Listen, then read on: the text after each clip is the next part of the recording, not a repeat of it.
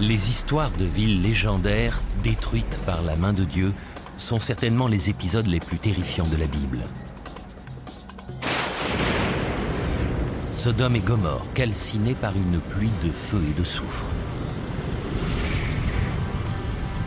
Les murailles de Jéricho tombées en ruine au son des 7 trompettes. Ces récits relèvent-ils de l'histoire ou de la légende? Les archéologues commencent à avoir quelques réponses. Aujourd'hui encore, on retrouve un peu partout des traces de ces catastrophes du passé. Cependant, nous permettent-elles de confirmer les récits bibliques ou faudrait-il chercher ailleurs?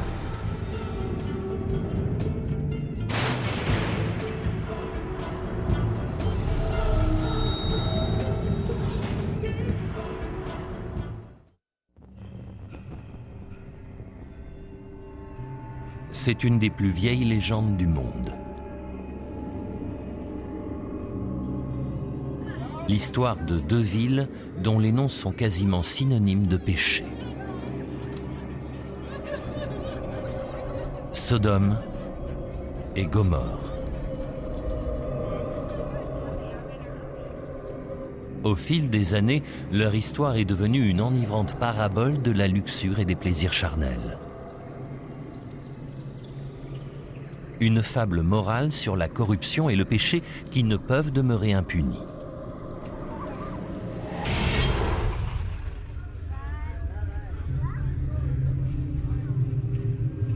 Il y a quelques 4000 ans, Sodome et Gomorrhe avaient mauvaise réputation. Pourtant, la Bible ne précise pas pourquoi.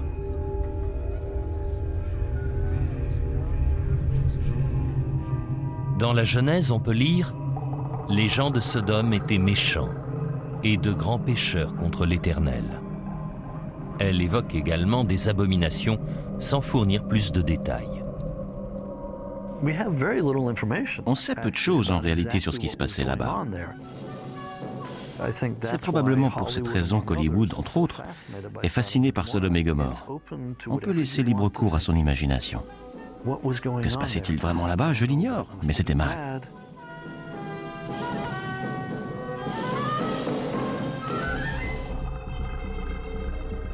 Si les textes bibliques sont flous quant aux péchés commis, ils sont en revanche très clairs quant au châtiment infligé. Alors l'Éternel fit pleuvoir du ciel sur Sodome et sur Gomorrhe du soufre et du feu, de par l'Éternel. Dans la Bible, il est dit qu'après leur destruction, Sodome et Gomorrhe furent abandonnés. Si cette histoire est vraie, elle a probablement pris place ici, sur ces terres désertiques, à proximité d'une mer dénuée de toute vie. Mais cela aussi demeure incertain. Comme beaucoup de choses dans l'Ancien Testament, il est difficile de localiser ces endroits avec précision. La Bible hébraïque parle des 5 villes de la plaine. Nos estimations nous font penser qu'elles se situaient quelque part autour de la mer Morte, dans la Jordanie actuelle. Mais là encore, ce ne sont que des suppositions.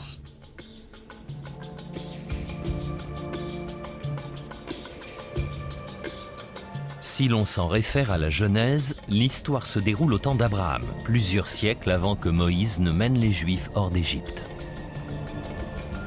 Abraham aurait été le patriarche d'une tribu nomade qui se tenait à l'écart des villes.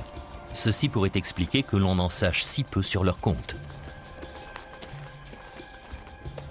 Ce sont surtout les citadins qui nous permettent d'écrire l'histoire. Les nomades sont souvent invisibles sur le plan archéologique. Dans l'Ancien Testament, on trouve tout de même les écrits de peuples tribaux instruits qui devinrent eux-mêmes par la suite des citadins. Ça nous permet de connaître aussi le point de vue des nomades. La Bible nous dit que les hommes de la tribu d'Abraham se battaient constamment entre eux pour les pâturages.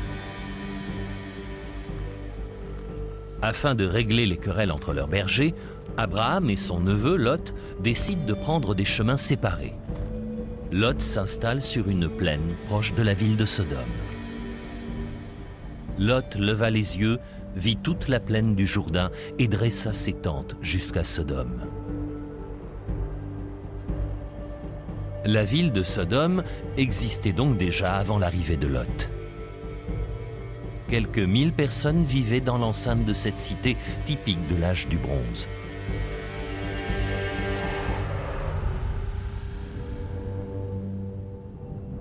Personne n'avait jamais trouvé une quelconque preuve de l'existence de cette ville. En réalité, personne n'avait vraiment cherché. Jusqu'à ce qu'un archéologue nommé William Albright se rende à la mer Morte en 1924. Certains de ses accompagnateurs devaient certainement rechercher Sodome et Gomorrhe, ou en tout cas les villes de la plaine. Ils ont suivi les textes de la Bible et se sont concentrés sur les rives sud-orientales de la mer Morte. Alors que leurs recherches touchaient à leur fin, ils sont tombés sur le site de Bab edh-Dra. Le site de Bab edh-Dra date de l'âge du bronze, mais rien n'indique qu'il s'agit d'une ville. Il ressemble plutôt à un cimetière et William Albright n'a pas les moyens de financer des fouilles. C'est pourquoi plus de 40 années se sont écoulées avant que quelqu'un ne retourne sur le site afin de poursuivre les recherches. C'est l'archéologue Paul Lapp qui dirige les fouilles en 1967. Thomas Schaub fait partie de l'équipe. Il est retourné sur le site de nombreuses fois depuis. Il a ainsi mis au jour une des plus vastes nécropoles de l'âge du bronze. Voici la plus importante salle mortuaire que nous ayons fouillée à Bab edh-Dra. Elle mesure quelques 15 mètres de long sur 7 de large. Nous y avons trouvé des centaines de poteries, des squelettes, des ossements. Nous avons trouvé un caveau qui contenait des bijoux en or. Nous avons déterré plus de 700 poteries qui étaient en fait des présents funéraires, dont beaucoup de petits pots de parfum, mais aussi de nombreux autres objets et du tissu. On a également trouvé des restes de morceaux de bois qui étaient utilisés comme palettes pour apporter les corps dans les pièces funéraires. Il s'agit d'une incroyable découverte. Un cimetière qui avait servi pendant 1 millier d'années à l'époque d'Abraham et de la destruction de Sodome. Mais rien ne permet de faire le lien entre le cimetière et Sodome, excepté ceci. Vers 2350 avant Jésus-Christ, les enterrements cessent, brutalement. Et personne ne sait pourquoi. Il peut y avoir beaucoup de raisons pour lesquelles un territoire cesse d'être occupé. On peut en découvrir certaines, mais pas toutes. Peut-être qu'il n'y avait plus d'eau, peut-être que l'environnement a changé, que le climat a changé, peut-être que le peuple a été exterminé.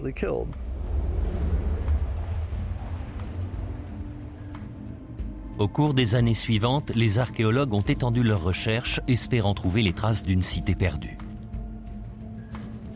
Les recherches n'ont pas tardé à porter leurs fruits. Des restes d'habitations humaines à flanc de collines et dominant la nécropole.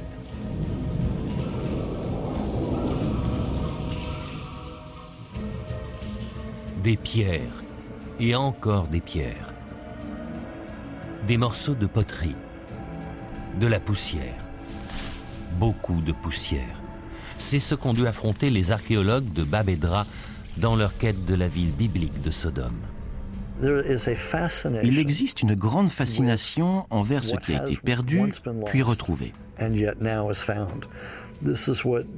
C'est ce qui motive les archéologues, mais aussi une grande partie du public.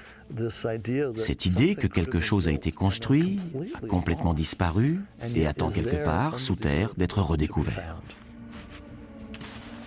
Pour les cinéphiles adeptes des aventures d'Indiana Jones, ce type d'archéologie manque probablement de glamour. Indiana Jones is back. Vous remarquerez que l'archéologue aventurier vu par Hollywood consacre peu de temps aux fouilles et aux recherches.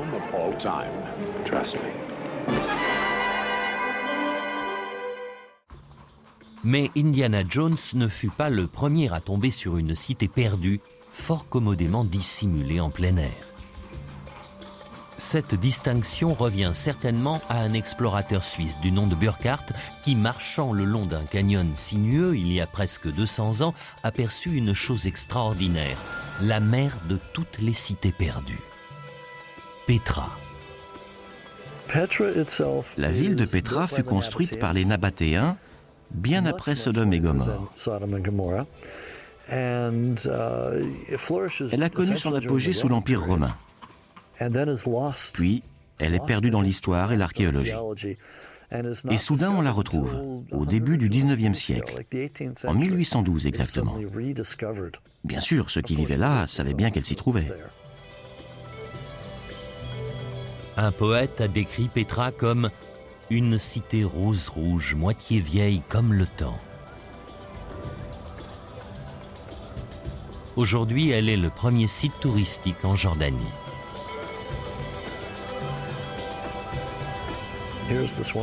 C'est une cité merveilleuse, sculptée sur la colline, à même la pierre. Une pierre dont la couleur change en fonction du lever et du coucher du soleil.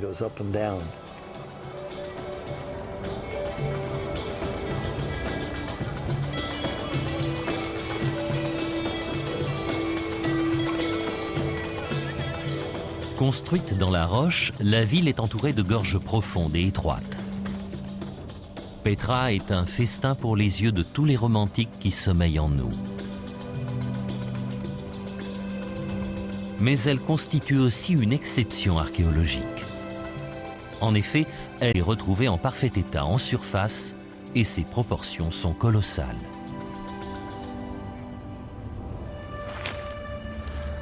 Malheureusement pour les archéologues, les cités perdues sont généralement ensevelies. C'est ici que Thomas Schaub et son équipe ont trouvé les traces d'un mur datant de l'âge du bronze. Il se trouvait sur une colline dominant le cimetière de Babet Dra. C'était le premier signe prometteur de la trouvaille d'une ville ou d'une construction. Une question inéluctable se posait. S'agissait-il de Sodome ou de Gomorrhe?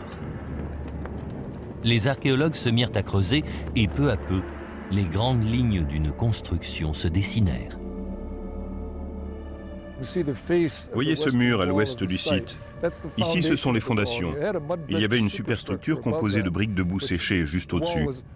Nous pensons que le mur était beaucoup plus élevé avant que les briques ne s'effondrent. Les découvertes s'enchaînent. D'ici, on voit bien.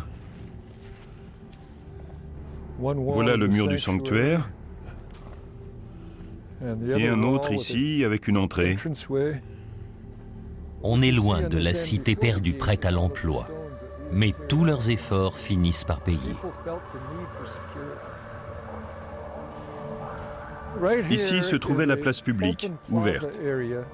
C'est probablement là qu'étaient traitées les affaires de la ville, à l'intérieur des murs.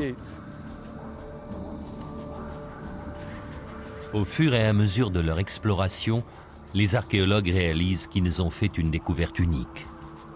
Les fondations d'une ville datant au moins de l'époque d'Abraham, environ 2000 ans avant notre ère, à l'endroit où la Bible situe Sodome. Comme le cimetière, la ville fut elle aussi désertée, brutalement, et à peu près au même moment. Que pouvait-il bien se passer derrière ces murs de briques? S'agissait-il du train-train ordinaire de l'âge du bronze? Ou bien était-ce autre chose? Le péché? La dépravation? Les anciens résidents de Babet Dra s'adonnaient-ils à des pratiques impies qui méritaient d'être punies? Bref, Babet Dra et Sodome ne faisaient-ils qu'un? Évidemment, les opinions divergent. Les travaux effectués à partir des années 60 ont permis de mettre à jour différents sites datant d'Abraham, c'est-à-dire de l'âge du bronze ancien. Le plus grand d'entre eux est Bab Ed Dra. Il semble bien qu'on puisse l'identifier comme étant le site de Sodome. Les sites de Babet Dra et des rives sud-orientales de la mer Morte sont fabuleux. Mais ils datent surtout du 3e millénaire et ont été abandonnés vers 2000 avant Jésus-Christ. Je pense que nous sommes tous d'accord pour affirmer que les habitants de ces régions étaient cananéens. De la part de ceux qui ont rédigé la Bible, cananéen n'est pas un terme d'affection. Pour les nomades de la tribu d'Abraham, les citadins cananéens apparaissaient probablement comme corrompus et libertins. Le parfait exemple de ce qui arrive lorsqu'on se sédentarise. Ce qui correspond parfaitement à la réputation de Sodome, une ville faite de murs, de recoins et de secrets. Et Lot, l'un des leurs, avait vraisemblablement quitté sa tente pour gagner la ville. S'était-il lui aussi laissé corrompre?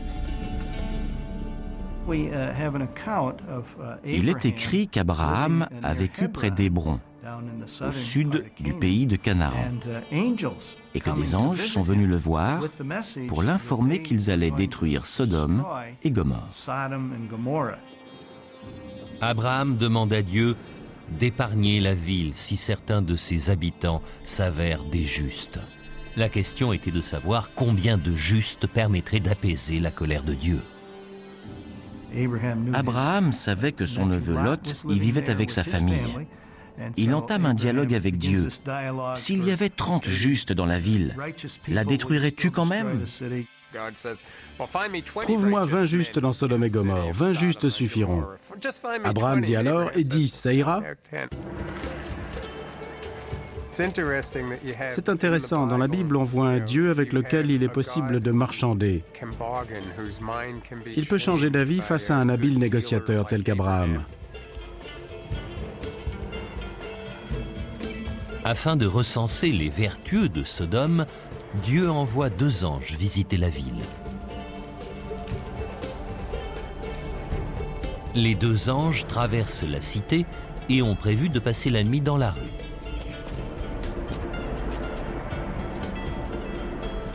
Lorsqu'ils arrivent devant la demeure de Lot, le seul juste de Sodome, il les fait entrer.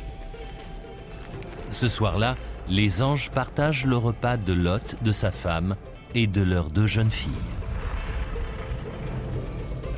Mais le sens de l'hospitalité de Lot n'est pas partagé par les autres sodomites, qui réservent un sort bien différent aux anges. Ils exigent que Lot les leur livre. Et il semblerait, selon certains, qu'ils aient voulu les utiliser à des fins sexuelles. Mais Lot refuse.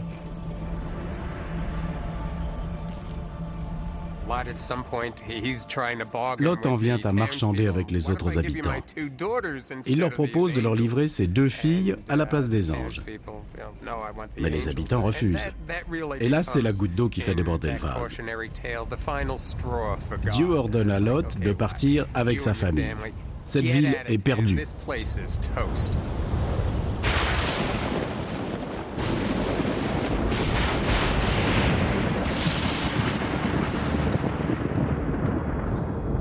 La question de savoir si les événements relatés dans la Bible sont historiques fait débat depuis des siècles. L'histoire de Sodome et Gomorrhe ne fait pas exception. Oui, l'histoire de Sodome et Gomorrhe est vraiment arrivée, bien sûr.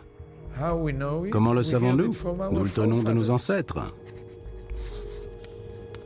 Il faut garder à l'esprit que les récits bibliques concernant les Israélites ont dû être rédigés aux alentours du 7e ou du 8e siècle, soit des centaines d'années après les faits. Je pense que l'histoire de Sodome et Gomorrhe, des villes de la plaine et de ses destructions multiples doit être le télescopage de plusieurs villes qui ont été détruites à peu près au même moment. Il ne fait aucun doute que la destruction d'une ville est un événement suffisamment marquant pour que son récit soit transmis de génération en génération. Tout au long de l'histoire, de nombreuses villes ont été détruites pour diverses raisons, mais leurs noms n'ont pas été oubliés. Troie et Carthage furent démolis par la guerre, tout comme Hiroshima et Nagasaki.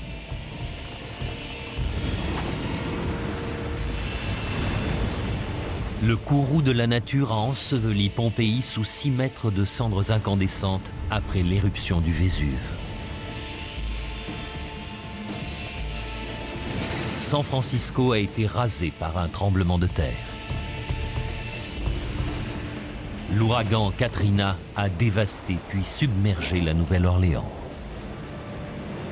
Ces catastrophes naturelles, les anglophones en parlent toujours en termes d'actes divins, en les appelant Acts of God. Les peuples de l'âge du bronze auraient probablement été d'accord. Quand on lit la Bible, on voit que les phénomènes naturels étaient perçus avec mysticisme, comme la manifestation du formidable pouvoir de Dieu. Les catastrophes naturelles détruisent des villes depuis toujours. On le voit très bien aujourd'hui avec les tsunamis, les tremblements de terre, les inondations ou les coulées de boue. Bien sûr que les catastrophes naturelles sont destructrices, et elles ont facilement pu se glisser dans les récits bibliques. De toutes les catastrophes naturelles, il en est une qui semble correspondre parfaitement à l'histoire de la disparition de Sodome et Gomorrhe. Lorsqu'on évoque une pluie de feu, on peut facilement imaginer qu'il puisse s'agir d'un volcan. À maintes reprises, la puissance des volcans est associée au pouvoir de Dieu. Sodome et Gomorrhe sont un parfait exemple d'éruption volcanique relatée dans la Bible. La plupart des phénomènes liés à une éruption volcanique sont décrits dans cet épisode de l'Ancien Testament. Il y a le tremblement de terre, le sable, le feu, les retombées de cendres, la pluie de pierre, les coulées pyroclastiques constituées par les projections volcaniques, consumant tout sur leur passage, et bien sûr, les pécheurs punis par Dieu. Malheureusement, rien ne semble indiquer qu'il y ait eu des volcans en éruption dans cette région à l'époque de la Bible. En revanche, tout laisse à penser qu'un autre type de commotion géologique y faisait des ravages. Une force puissante qui pourrait bien avoir détruit une autre ville célèbre située non loin de la mer Morte. La ville de Jéricho.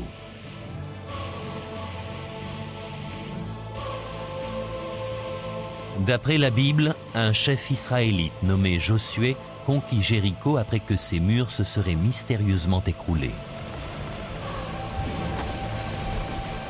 Il n'est pas nécessaire de chercher bien loin pour y trouver une cause naturelle.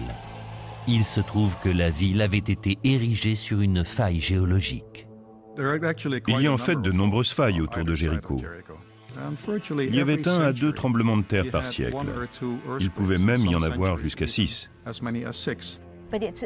Il s'agit d'un endroit particulièrement insalubre pour ériger une ville, un peu comme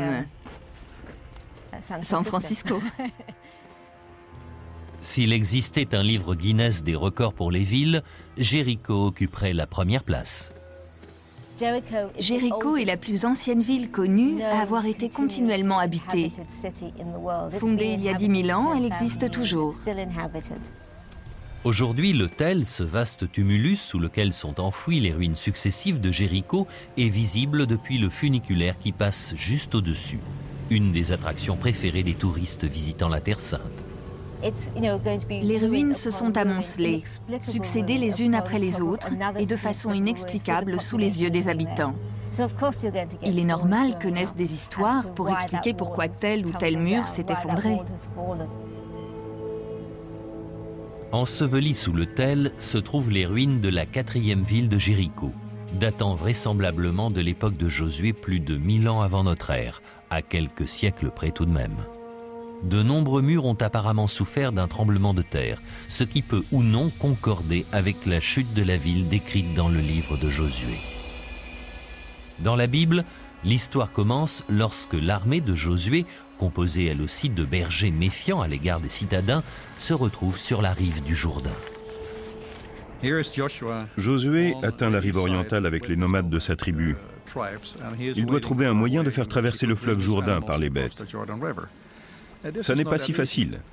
Et voilà que soudain, il y a un tremblement de terre. La suite ressemble étrangement à la fuite de Moïse hors d'Égypte. Les eaux se séparent, permettant à Josué et à son armée de traverser à pied sec. Mais ce miracle pourrait bien s'expliquer par une cause naturelle. Dans la région de Damia, les tremblements de terre provoquent d'importantes avalanches qui viennent bloquer le cours des fleuves pendant 1 à 2 jours. En aval, les fleuves s'assèchent. C'est d'ailleurs du nom de la région de Damia que vient le mot anglais dam, qui signifie barrage.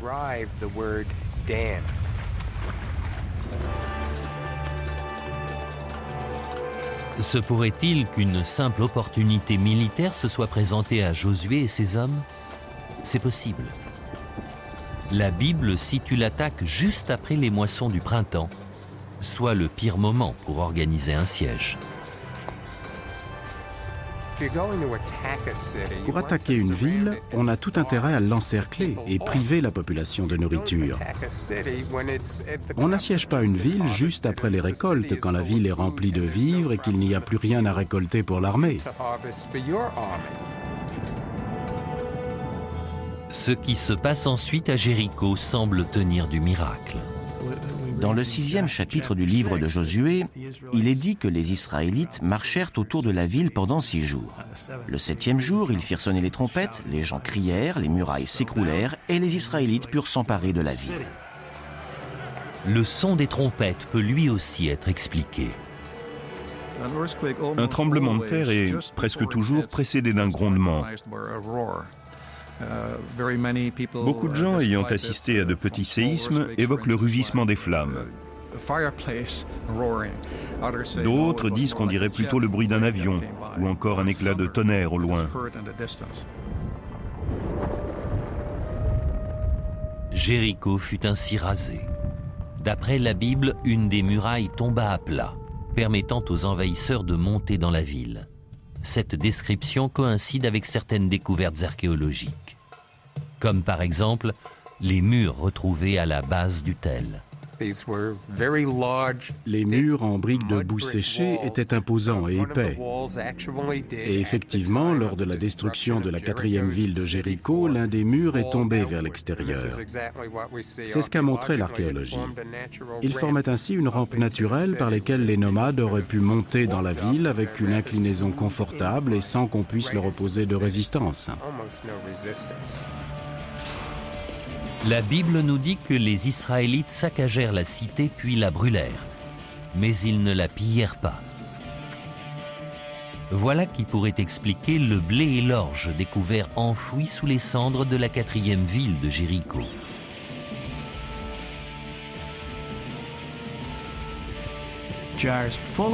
Des jarres remplies de grains, pas à moitié remplies, mais bien pleines. De toute évidence, les récoltes venaient d'être faites, comme le dit la Bible. Mais pourquoi les avoir laissés là, à Jéricho, à la merci des flammes? Là encore, la Bible fournit une explication. Les Israélites qui s'emparaient de la ville n'avaient pas le droit de prendre le grain. Ils devaient être abandonnés là, brûlés ou encore sacrifiés à Dieu, mais ils ne pouvaient en aucun cas être volés. La plupart des archéologues s'accordent pour affirmer que Jéricho fut détruite au moins une fois à l'époque de la Bible. Mais les dates ne semblent pas correspondre à la conquête de Josué. Il y a eu une destruction massive et violente de la ville de Jéricho par le feu, estimée par la plupart des archéologues entre 1500 et 1475 avant Jésus-Christ, et qu'ils attribuent aux Égyptiens. Si on veut remettre Jéricho dans le contexte de l'histoire biblique, on doit considérer la ville qui fut construite aux environs de 1200 avant Jésus-Christ et qui n'avait pas de murailles. Elles n'ont donc pas pu s'écrouler, que l'on ait fait sonner des trompettes ou non, ou qu'il y ait eu un tremblement de terre. Il n'y avait pas de murailles. Voici le vrai problème. Au XIIIe siècle avant Jésus-Christ, à l'époque où Jéricho aurait été détruite par un certain Josué, il n'y a rien. Le Tel est désert. Je dis toujours aux croyants qui veulent voir un miracle que Josué a détruit une ville qui n'existait même pas. En voilà un miracle. Que Jéricho ait été détruite de la façon dont l'affirme la Bible ou non, il est certain que la ville a subi des tremblements de terre à répétition. Et la faille sismique sur laquelle repose Jéricho se prolonge vers le sud, là où elle aurait pu traverser Sodome et Gomorrhe, ainsi que les autres villes de la plaine.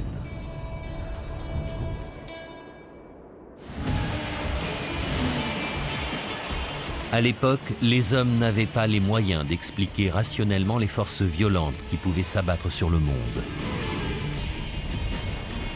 Les orages et les tornades, les inondations et les tremblements de terre survenaient sans raison apparente.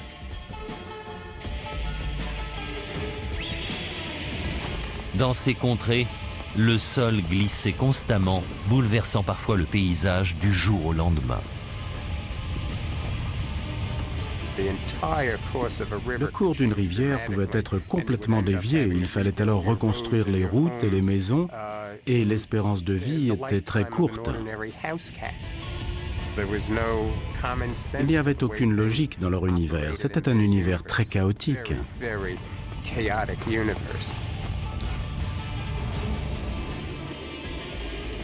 Un exemple de ce chaos se trouve dans les ruines d'une ville antique appelée Mashkan Shapir, située dans l'Irak actuel.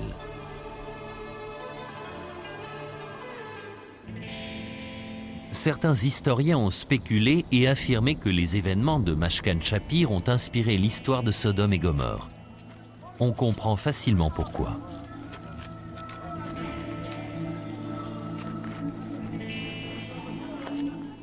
Il est arrivé une chose inhabituelle à Mashkan Shapir. Une chose si inhabituelle que la ville ne fut plus jamais reconstruite ni repeuplée. À l'instar de Sodome et Gomorrhe, il semble que Mashkan Shapir ait elle aussi disparu sous une pluie de flammes. La ville de Mashkan Shapir a été construite en majeure partie avec des briques de boue séchée, un matériau peu inflammable. Pourtant, on constate qu'un important incendie a consumé au moins un tiers de la ville, réduisant tous les animaux en cendres. Aujourd'hui, nous avons découvert certaines choses jusqu'alors inconnues sur Mashkan Shapir, qui pourraient bien expliquer ce qui s'est passé. Mashkan Shapir, comme la plupart des villes érigées dans la région du Tigre et de l'Euphrate il y a 4000 ans, se trouvait au-dessus de réserves de pétrole et de gaz naturel. C'est ce gaz naturel qui pose problème, car en cas de tremblement de terre, il peut se dilater et jaillir du sol comme une éruption volcanique, exactement comme un puits de gaz naturel. Une combinaison fatale, du gaz et du pétrole comprimé.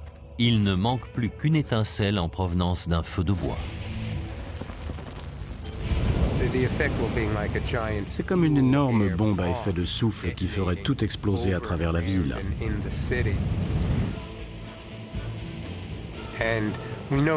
Et après avoir vu les feux de pétrole du Koweït, on imagine à quel point cela peut être effrayant. La fumée est noire, elle bloque la lumière du soleil et des étoiles. La suie recouvre tout. Vous voyez de gigantesques flammes jaillir du sol et s'élever dans le ciel au beau milieu de la cité. C'est une immense cascade de flammes qui illumine la nuit.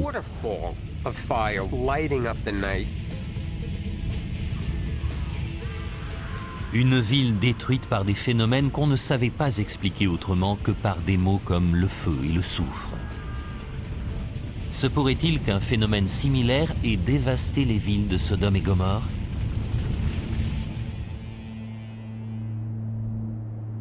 C'est fort possible.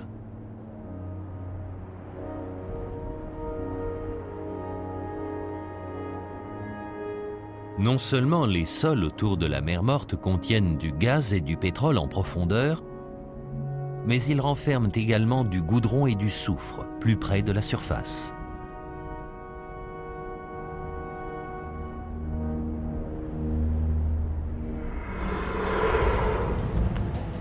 Du pétrole, du gaz, du goudron, du soufre. Dans une région sujette au séisme. Peut-être les habitants de Sodome et Gomorrhe ou de Babet-Dra vivaient-ils au-dessus d'une bombe à retardement.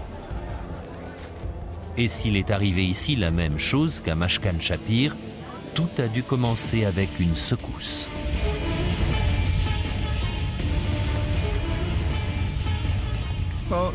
Cela commence généralement par un mouvement qui va de haut en bas, puis les secousses deviennent plus latérales. Cela peut durer 1 minute, ou parfois en cas de séisme très violent, cela peut aller jusqu'à 1 minute et demie, voire plus. Mais pour ceux qui le vivent, cela semble une éternité. Le séisme libère les poches de gaz naturel, tandis que le goudron et le soufre forment des bulles en surface. Il suffit que les habitants de l'époque aient préparé à manger, par exemple. Un seul feu suffit. Si du gaz passe par là, le résultat peut être dévastateur. Le résultat est un spectaculaire désastre de l'âge du bronze. Lorsque le gaz s'enflamme, les dépôts de pétrole, de goudron et de soufre prennent feu à leur tour. La cité voit s'abattre une pluie de flammes.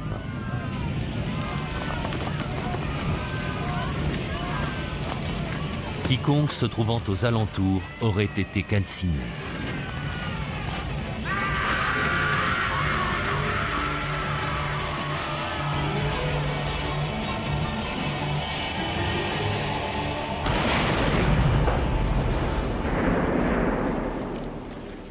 Et quiconque suffisamment loin aurait assisté à un spectacle stupéfiant, comme Lot et sa famille par exemple.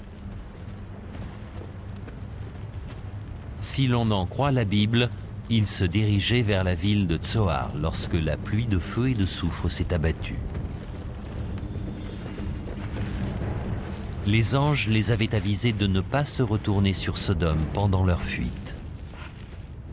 Mais la femme de Lot ignora leur avertissement.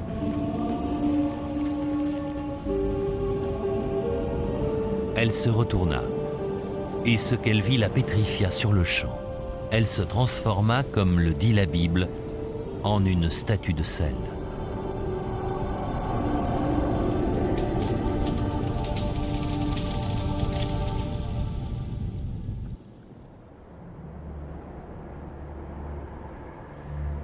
Si certains estiment que Sodome se trouvait sur le site de Babet Dra, peu d'éléments permettent d'affirmer qu'un brasier d'une telle envergure y ait eu lieu. En revanche, il semble que la ville ait subi l'invasion d'une armée qui aurait pénétré par l'ouest. Au beau milieu de cette entrée, nous avons trouvé toutes sortes d'objets qui constituaient un mur. Nous en avons déduit que cette ville était tombée à la suite d'un conflit militaire. Ses habitants avaient essayé de bloquer l'accès à leur cité. Afin de traverser l'imposante porte de bois, les envahisseurs allumèrent un énorme feu. On peut voir que la superstructure du mur de briques s'est écroulée. Le mur était embrasé, rougeoyant sous l'effet des flammes qui se trouvaient de l'autre côté, à l'extérieur, pendant l'attaque. Rien n'indique qu'il soit vraiment entré dans la ville, mais nous sommes certains qu'il y a eu une attaque.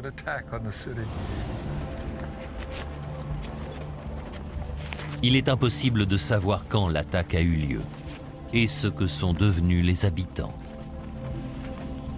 En revanche, on sait qu'aux alentours de 2350 avant Jésus-Christ, personne ne vivait dans la cité ni n'utilisait son cimetière. Tout comme Lot et ses deux filles, tout survivant de Babet Dra devait désormais se débrouiller seul.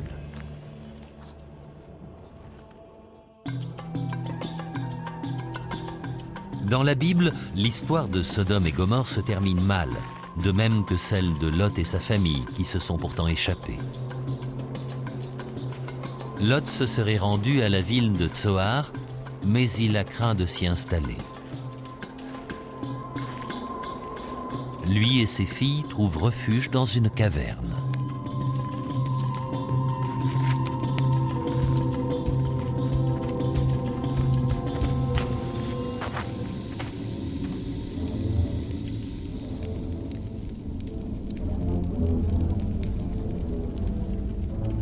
Isolés des autres hommes, et peut-être encore imprégnées des mœurs corrompues de Sodome, les filles de Lot entreprennent de séduire leur père.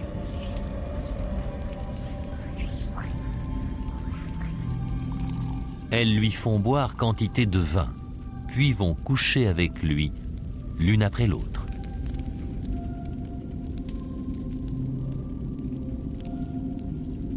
Toutes deux tombent enceintes. Leurs fils deviendront les chefs de deux nouvelles tribus cananéennes, vaincues plus tard par les Israélites.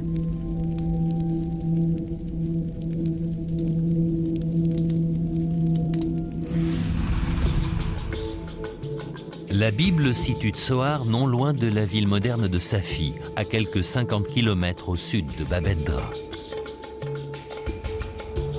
C'est à cet endroit qu'un archéologue grec découvre en 1989 ce qui était perdu depuis 1 millier d'années. Un monastère byzantin construit face à une caverne dédiée à Saint Lot. Ils pensaient que c'était précisément dans cette caverne qu'avaient vécu Lot et ses 2 filles.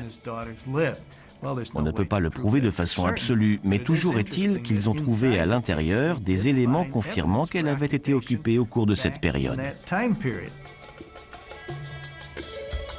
La caverne de Lot aurait donc été occupée à l'âge du Bronze ancien, soit à l'époque de Babet-Dra.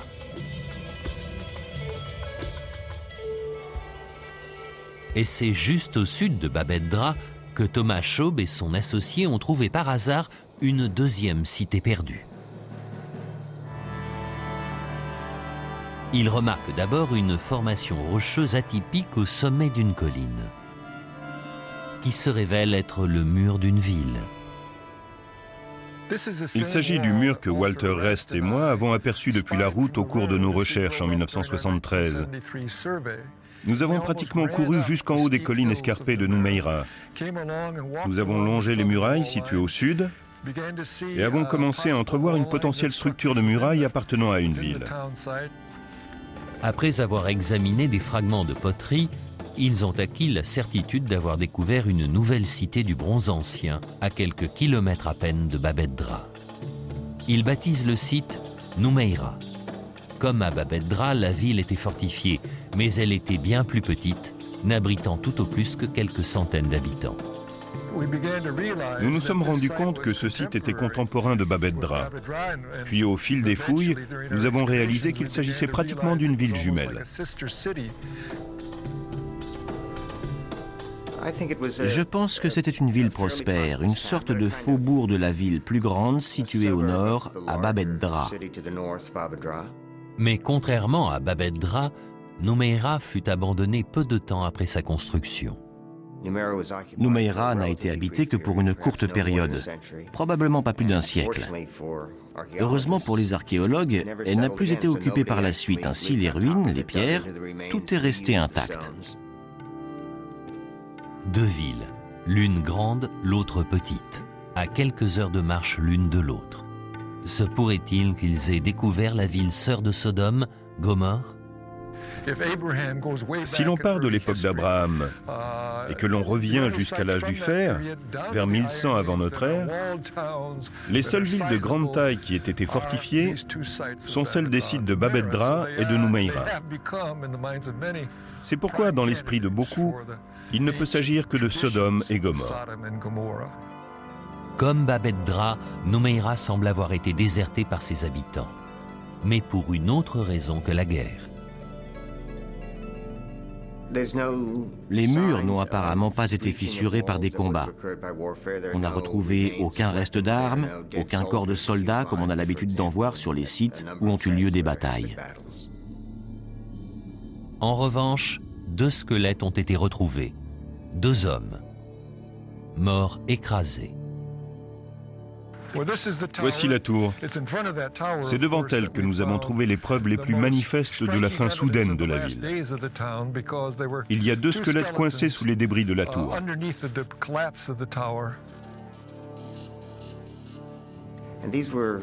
Ces squelettes appartenaient à des hommes qui ont visiblement connu une mort soudaine. Il n'y a eu ni enterrement ni tombe. Ces gens sont décédés dans un espace public et ouvert. Peut-être s'étaient-ils réfugiés là, ou étaient-ils chargés de garder la ville? Toujours est-il que la tour s'est effondrée sur eux. Le principal suspect? Encore un tremblement de terre. Mon hypothèse est que les habitants ont pu subir une première secousse et ils ont préféré se réfugier en plaine car ils savaient que ce serait plus sûr. Peut-être que certains sont restés, possiblement pour monter la garde, et ils sont morts dans la ville.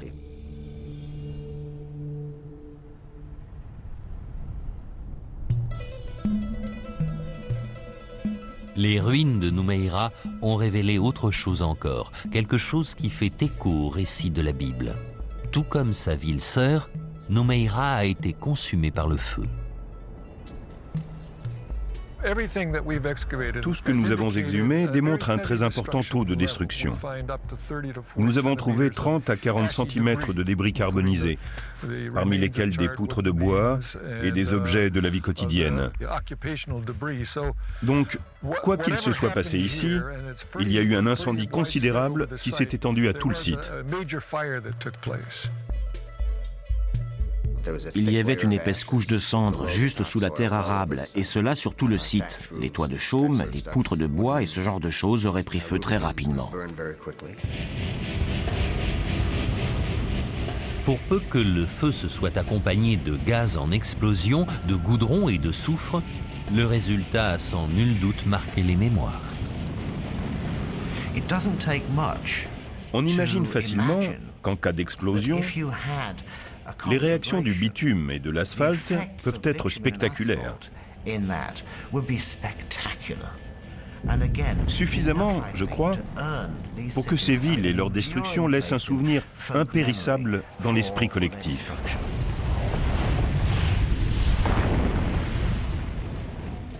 Ensuite, pendant près d'1 millier d'années, les squelettes des deux villes pâlirent sous les effets du soleil, tandis que les voyageurs écoutaient et propageaient l'histoire de leur disparition.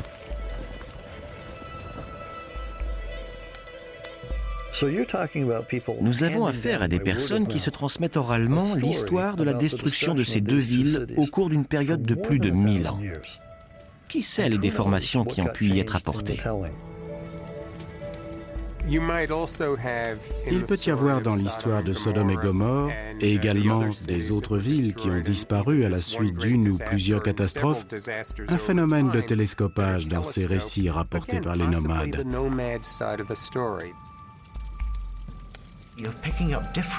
On récupère des petits morceaux de différentes histoires et on les assemble, créant finalement une narration cohérente autour d'un événement qui n'a jamais eu lieu.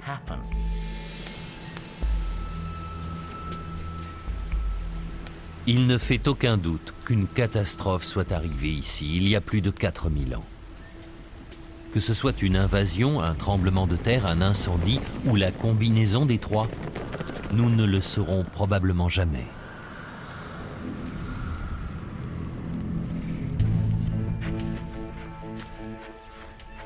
Néanmoins, il ne faut pas oublier que le nom biblique de Sodome est dérivé du mot hébreu Sdom, qui signifie brûler.